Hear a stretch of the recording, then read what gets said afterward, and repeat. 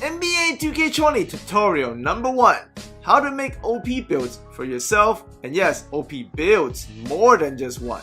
What we're going to do today is we're going to study the new player builder feature in all of its glory, full detailed breakdown to best serve your needs. And also, if you like my tutorials and you want to see more, make sure you click on the link above for my all tutorial playlist all year long for 2K20. I plan to make over 100 tutorials, so you can check them all out here. So with the new player builder feature, or with any 2K, the goal is to always, you can make any player that fits your style, but the goals are always similar. Like you want to make handlers that can shoot and dribble, kind of like the build I have here, which is kind of like a Gilbert Arenas, D'Angelo Russell and Kyrie Irving build. But more than that, you want to make unicorns. And that's what I was able to do today, especially with this new player builder feature. I was able to make an Anthony Davis, Karl Anthony Towns, Alonzo Mourning build. But before you get there, you first really need to understand how the player builder feature works. So this year, you have these pie charts that's going to break down your major skills, your finishing, your shooting, your playmaking, and defensive rebounding. But what's very unique about these pie charts is there's only 10 of them, so it's not as versatile as you think. You don't really control the scale of the charts, right? And there's only 10, and all 10 applies to every single position. So each position, all 5 of them, have the same 10 pie charts. Alright, so then the question or the game really becomes which pie chart is best to become OP for a specific position. Small forward, point guard, shooting guard, center, doesn't matter, but which pie chart which fits which position the best. So in this case, you can see I'm doing a defending, sharpshooting forward build, which is likely what most forwards should be like, or with the slashing ones, but I want to do shooting and defending here. And this initial one is a power forward with the defensive and shooting pie chart. Now this one is a small forward one with the defensive and shooting pie chart, and you can see comparing the two, stats are very similar, but with the smaller position just quicker and better handling, and the larger position worse at handling and a little bit slower. But interestingly enough, the finishing is very similar. So just by looking this alone, it seems like if you're trying to use the same pie chart and you don't know which position you want that pie chart skill breakdown to go, smaller always seems to be better, because you just don't gain more finishing by being bigger, and you lose way more handling and a little bit of shooting. So smaller seems to be the way you're leaning. But anyhow, after this you get to your physical profiles, and I feel like the best one you can probably choose is probably to up your agility whenever you need it, because although there's only 3 categories, you can see agility, strength, and vertical. Agility actually affects 2 attributes in speed and acceleration. So unless you need a lot of vert, I would say go with agility over strength, just because agility covers 2 bases. It's a more efficient use of your chart selection, because it just governs 2 attributes instead of just the 1. And none of us really know how big strength is going to be until we get the full game. So I would lean agility for now. I think that's the way to go. And as you change your weight, it's going to affect your interior defense and your lateral quickness and some of your physicals. So that's something to consider. Weight changes defensive stats and your physicals. And your wingspan, more important. Why? Because it doesn't change your physicals, but what it does is it changes your shooting, playmaking, defensive rebounding, and most importantly, it changes your takeover. So here I was at 88.5 inch for this position I was just testing out, and I got 3 takeovers. But with the same position, I decreased my wingspan to 87.6, which changed my attributes a bit, but it got me an extra takeover. Alright, so at the very end part, make sure you get that down. Make sure you check out the wingspans, not just for attributes, but what takeovers you get from them. Now, I was able to find 2 initial OP and unicorn builds at point guard and C. I would like to show you guys right now first the unicorn build I found at center, which is an Anthony Davis, Karl Anthony Towns, and an Alonzo Mourning hybrid. This just sounds OP. So the position you need for this build is gonna be center. Alright, you don't need the jersey number, but 51 looks nice. Now, the skill breakdown or the pie chart you're gonna need this one. The one that is half playmaking, half defensive rebounding, and then a quarter, and then very little finishing and shooting. Let's call this the rebounding defense playmaker chart. That's the one you want at center. Alright? Because if you look at it, this guy, if you just look at his finishing, they're all up there. You can finish close, and you got a little bit, you got standing dunk, so that's always good news. You got shooting. You only need to look at one thing here. You want to be a stretch big, so you need about like 60 3-pointer to be very consistent, along with badges and all that good stuff. 59, perfect. We can adjust that, right? But look at the defense and rebounding. They're all pretty up end. I mean, it's not high end 90s, but it's high end 80s and a low 90. That's pretty good defensive and rebounding, considering this guy also has a 60 free ball. Handling is also there, and if you look very closely, his post move is at 80 and his post fade is at 72. This means this guy can shoot mid, freeze, defend, and post up a little, finish with standing dunks, and finish with close shots. That's pretty OP. So for this pie chart where it's half playmaking and half defense, you want to apply this pie chart to the center position to make yourself the Anthony Davis build. Now, let me go into more details. Now for the physical profiles, you want to select this one, the one that I have circled here, which is mostly vertical, mostly agility, and very little strength. Like I said, agility covers 2 attributes. If you want to, you should invest in it mostly over the other ones. And vertical obviously is big because you're a center, so you're trying to rebound and contest shots.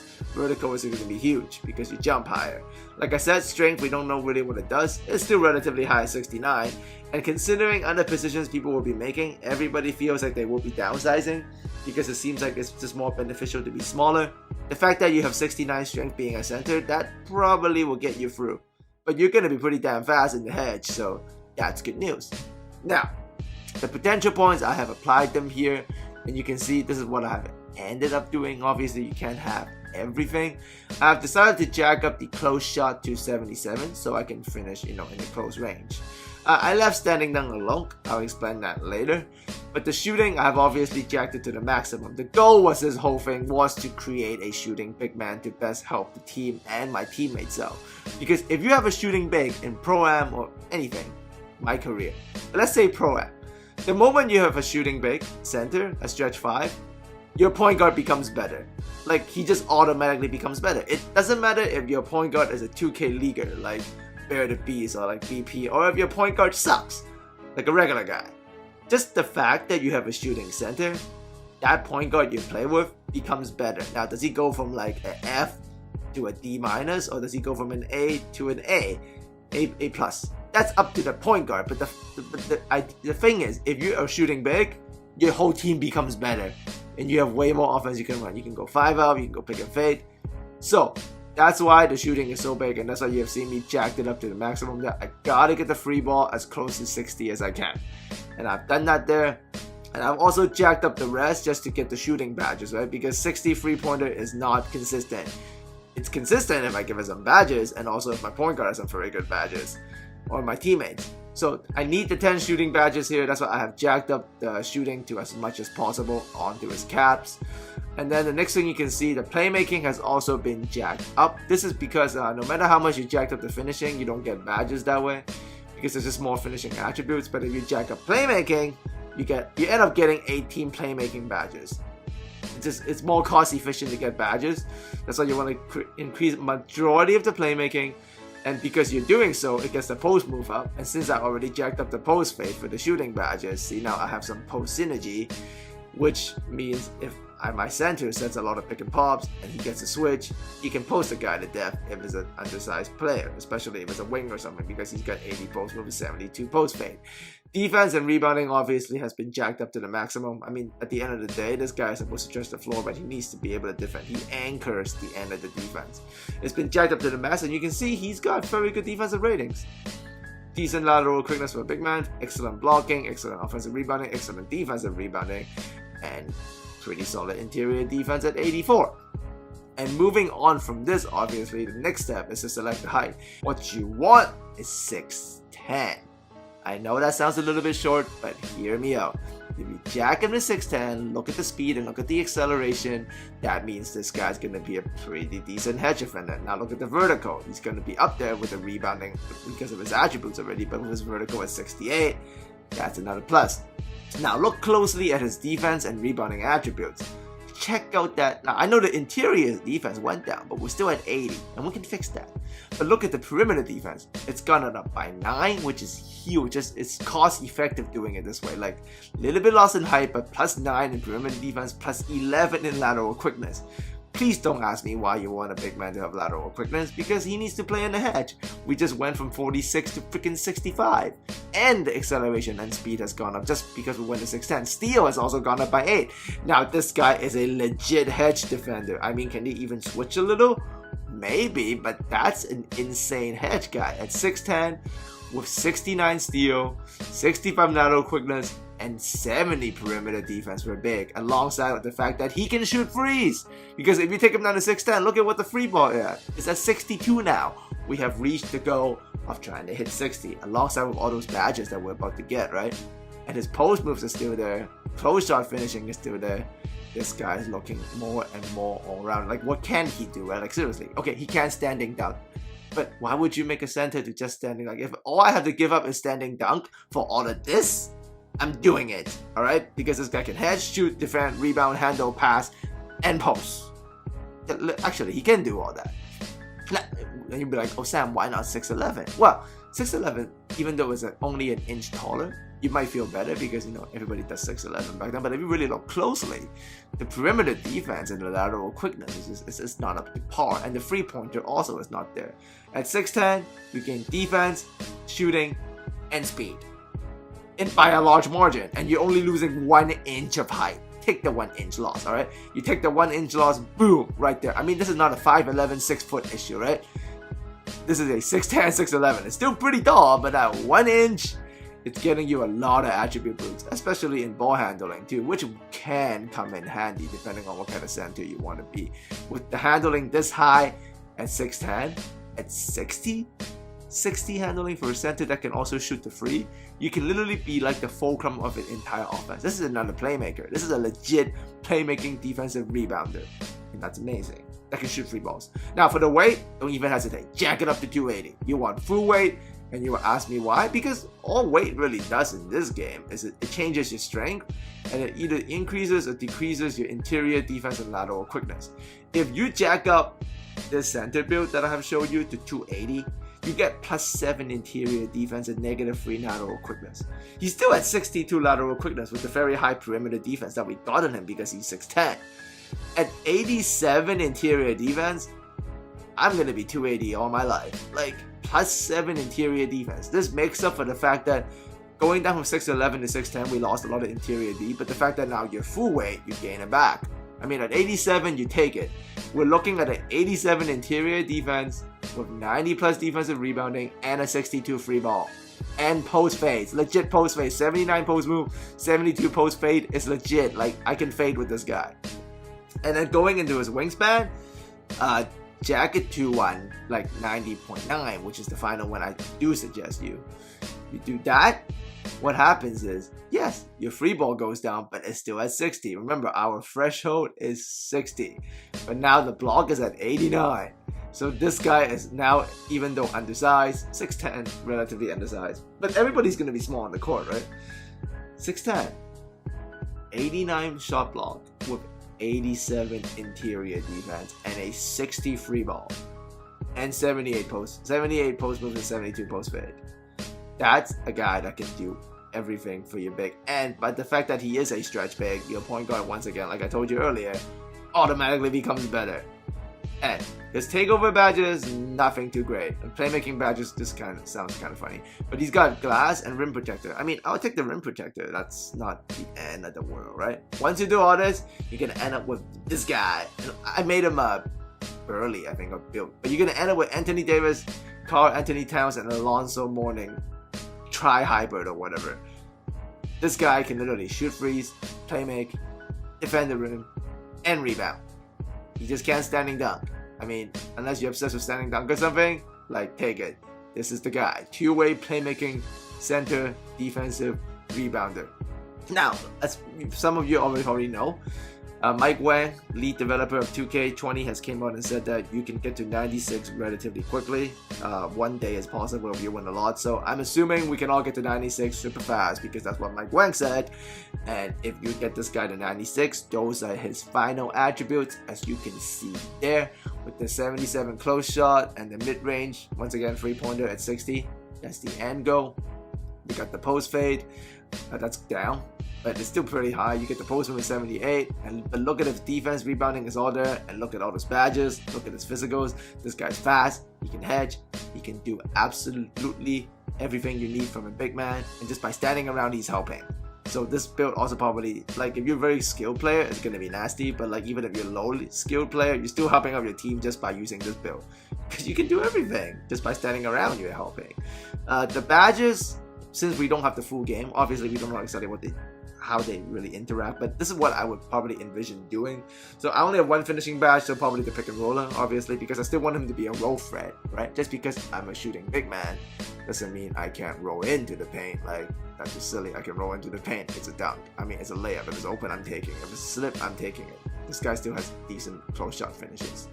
And in terms of the shooting badges, this is going to be big. He can only get up to gold on them because it's not like his major skill. But the fact that he has a lot of shooting badges, my guy here has a 10. I'm going to give him gold catch and shoot, gold pick and popper, and gold corner specialist with silver deadeye. This means even without the point guard's badges, kicking in with diamond and all that good stuff, or like a floor general, I have enough to jack that 63-pointer probably with everything considered, like probably into the 70s really. So that's something I can hit in Pro-Am, Park, or even in my career. And with the Deadeye, that's extra bonus in there. So those are the badges I'm thinking of. And then the playmaking badges is huge because this guy's weird, right? He ends up having 18 of them, even though like he's a center. And what he ends up having is a lot of Hall of Fame playmaking badges. Hall of Fame brick starter, great. He's a rebounder. Hall of Fame floor general automatically makes everybody else better. This is a stretch big standing there, already makes people better. He even has a Hall of Fame floor general badge, which further makes everybody better attribute wise also. Hall of Fame dimer makes everyone better. He can be a full command of offense because he's got very high playmaking skills. You can run handoffs, you can run wraps through him, he can just pitch, he can dish, he can screen and pitch the ball off. He also has Hall of Fame unpluggable, so he's going to be able to protect the ball very, very well. Now, going to his leading thing, which he has 25 potential upgrades, will be his defense. Amazing. This guy has Hall of Fame playmaking badges, all gold shooting badges, and freaking 25 potential upgrade for defense, which leads him, if you really want to push it like I did here for fun, you can have 6 Hall of Fame badges. Hall of Fame boxer for rebounds, Hall of Fame break wall to free up your point guard, Hall of Fame defensive leader to once again make everybody better. This guy, yes, he has Hall of Fame floor general and Hall of Fame defensive leader. And he's a shooting free big man. Intimidator to protect the rim, interceptor to defend the hedge, and rim protector to challenge all shots underneath the basket. Woo! This guy, trust me, I feel like this is the build to be, especially if you're playing Pro-Am. If you're taking it to the park, I would suggest you do the exact same thing, but maybe downsize. By downsize, I don't make him shorter. I mean like turn him into a power forward, and then maybe make him 6'9". But keep the concept the same. I do think this is the big man to be in park and in Pro-Am, because if you downsize him to power forward and take him to the park, same exact thing, right? Just downsize him just make him a power forward, like a short one, like a 6'9" power forward. Take him to the park, play twos.